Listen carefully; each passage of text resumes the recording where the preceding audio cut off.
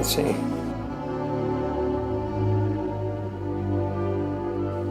Oh, I could tell you a story. You know, did I tell you the story about? I don't know. He was an engineer on the railroad up in Mount Shasta. Actually, he worked out of Sacramento, but I guess he took a train down from Weed, you know, to down there. And he told me stories that I think it should be written in a book, you know, that is so interesting, but whether they're true or not. Well, one story, he told that he had stopped his run in Sacramento, and they said near the train station they had out in the outskirts, nowhere around, nothing around, but they had this little cabin. So the engineers used to go in there and write up their reports and everything before they left their job. And so he said, I was in there one night, you know, writing a report. He said, I had a briefcase and I always carried a 45. He told me I always carried a 45. I don't know if it was true or not. But he said I had it inside my briefcase, and I had my briefcase open, so from the doorway you couldn't see inside it, you know. And so he said, I'm writing this thing, and he said, I heard this car pull up, and he says, I figured, well, it's one of the other engineers coming in to write up a report. And he says, the door opened, and he says, two guys come rushing in with bandanas around their head. One guy had a machete, and he come running right at me. He says, I had enough time to grab my 45 and cock it and shoot the guy. He says, when he got about halfway through me, he says, I hit him in the chest. He said, it knocked him on the floor, or I guess it was three guys. He said, and do you ever see anybody get hit with a 45? I said, no. He says, the velocity of that thing, he says, it's amazing. That's why the military picked the 45, because they could shoot and knock a cow down with it. Where the Germans had the 9mm, and it went through the body, but it didn't have that impact. Anyway, he says, this guy was laying on the floor that I shot. The other two guys were laying down, and he says, my adrenaline was pumping, so he says, I jumped up on the, was a picnic table. I jumped up and I got on the other side, and he said, I aimed the 45 at the second guy's head. And he says, the guy said, don't shoot, don't shoot. He says, we'll take our buddy and leave, we'll take our buddy and leave. So he says, I didn't want to kill anybody, so he says, I backed up. And he says, they picked up this body that I just shot, and they threw him in the car and drove away. So he says, as driving away, he says, the police are going to ask me what this car looked like, and I don't know, it's in the dark.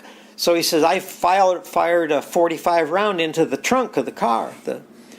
So he says, I had a hose there, so he says, I hosed down all the blood that was on the floor and everything, got rid of all that, picked up my spent cartridges, and he says, I went back, you know, to Mount Shasta where I lived, and he says, I watched the newspapers for 2-3 months, and there was never any information of somebody being shot or something like that. So he says, the only thing I found, he says, the police had uncovered these 50-gallon drums, and they thought somebody was throwing trash in the Sacramento River, toxic waste or something, so they opened them up, and there were dead bodies in there. So he says, whether that was one of the guys or not, but he said, that's the only thing I ever read.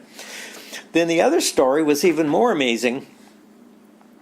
She told me 3 stories, but the other one was not too exciting. But he used to go to his dentist, and they would talk. And so the dentist was telling me he had this airplane and so on, and then he's going to buy a new one. He and his father were both flyers, and they're both dentists. And so he said, he went in back for another appointment, and he said, well, did you get the airplane? And he says, new airplane. He said, no, we priced them around. He says, they're so expensive. He said, we decided to have our airplane painted and put new Omni system and radio system in it and upgrade it and everything. And so he says, we did that. And he says, it's really nice, you know. So he says, the next time I went back to the dentist, he says, well, how's the airplane flying? He says, somebody stole my airplane. He says, it's gone. So he says, I took photographs. I had photographs of the airplane, so I went down to the various airports. And he said, we used to fly down into Mexico, an airport down there. And says, I went down there and put signs up on the bulletin board, you know, our airplane lost. Does anybody have any information, please? So he says, I got a phone call one day. And the guy says, were you the owner of this airplane? He gave him the number. And he says, yeah, that's my airplane. He says, well, I know where it is. And he says, where is it? He says, well, I'm right here at the airport where the plane is tied down. And he says, parked right here at this airport. I don't remember the name of the airport. It was in Mexico, not too far deep. So he says, I got in my car and I went down there and I took the records that I owned the aircraft. And he says, I went into the manager's office, the airport, and he said, that's my airplane is sitting out there. Here's some records and everything. He says, I'm going to fly it back. I don't want to have any trouble. And the guy said, no, you can't do that. He says, why? He says, you come under Mexican law. And he says, those doesn't mean anything. He says, you can't do anything. And, and he says, I didn't know what to do. So he says, I went on down, I think, to Mexico City to the ambassador for the Americans, and he's telling them a story. And they wouldn't help me. They wouldn't do anything. So he says he came back and he says, that's when I was in talking to this dentist. And he says, I told this guy if he wants to get an airplane, I'll get it for him. And the guy says, you will? And he says, yeah. He says, how are you going to do that? And he says, okay. He says, I want you to go down and rent buy an old car, an old junker, but enough that'll get us to the airport. That's all we want is a transportation to the airport. And he says, I'll do the rest. So he says, the guy got this old car, paid $150 for it or something. He said he drove it down to this Mexican airport, and he says the airplane was sitting there on the tie-down section. So, he went into the manager's office there at the airport, and he says, do you know who owns that airplane out there? And the guy says, yeah. He says, he's in the cafeteria now having a cup of coffee. So he went over, sat down next to this guy's having a cup of coffee. He says, do you own that airplane? The Mexican says, yeah, I own the airplane. He says, well, my friend and I were going to Mexico City, and he says, we were on a bus trip, and the bus stopped here, and he says, they took off and left us here. And he says, we're here. We don't have any way to Mexico City. He says, can you fly us to Mexico City? He says, I'll pay you for it. And the guy said, yeah, for $500 or whatever it was. I don't know. And so he said, we got in the airplane and taxied up to get gas. And he says, I had a whole pocket of quarters. And he says, the Mexican kid that was putting gas in there, he says, I gave him all these quarters. I says, get as much gas in that wing as you can. So he said, they taxied up to take off. And he says, it just so happened there was another aircraft coming in, so we had to hold up at the holding area because we were cleared to take off. He said, I pulled my .45 out of the guy.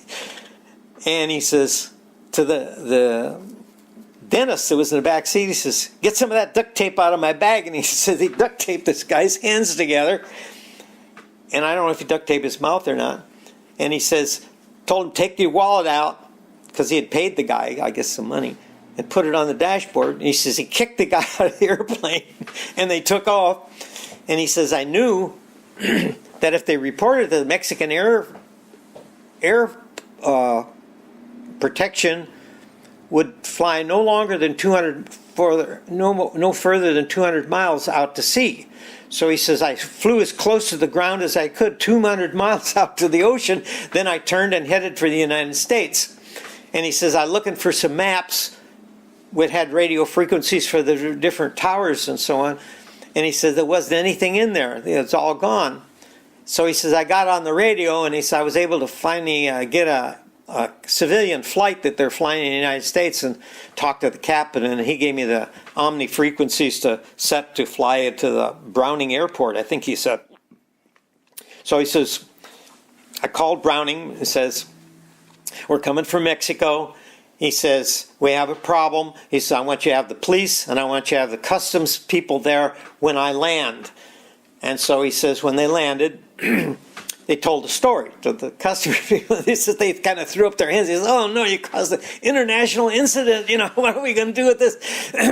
And so they said, well, customs, we're going to tear this airplane apart to see if there's a dough. He says, I don't know what's on it. I'm just telling you the story. And we recovered this. This is the documents. This is this guy's airplane. So he said they finally cleared him and said, there's no dope and it's your airplane. I guess you can take it. and they took the wallet of the guy that had left his wallet. And so he says, I asked for the wallet back. So what do you want the wallet for? He says, this guy's got money in his wallet and it belongs to this guy. So he says, they let me take all the money. So it was $500 in American money and pesos and things like that. So he said, I took it out and gave the wallet back for their identification. And he says, I found out later they called and checked around, and this guy was a police officer, and he was flying dignitaries out of Mexico City up in the mountains to these whorehouses. And he was getting paid for it, and that's why he wanted the airplane. And but I guess they never heard anything more about it. Anyway, that was a story that told. I said, well, that was making a good TV series. Makes me want a 45, right? Yeah, he said he was in Sacramento one day, and he had his 45 in his briefcase, and a kid came up to the car at the stoplight with a rock, was going to bust his window, and he said, I just pulled out the 45 and aimed at the guy, and the guy just dropped his rock and walked away. But he told all these stories, and you wonder, did these things really happen, or did the guy really make them up? Oh, there's the story of his medical condition. That was something.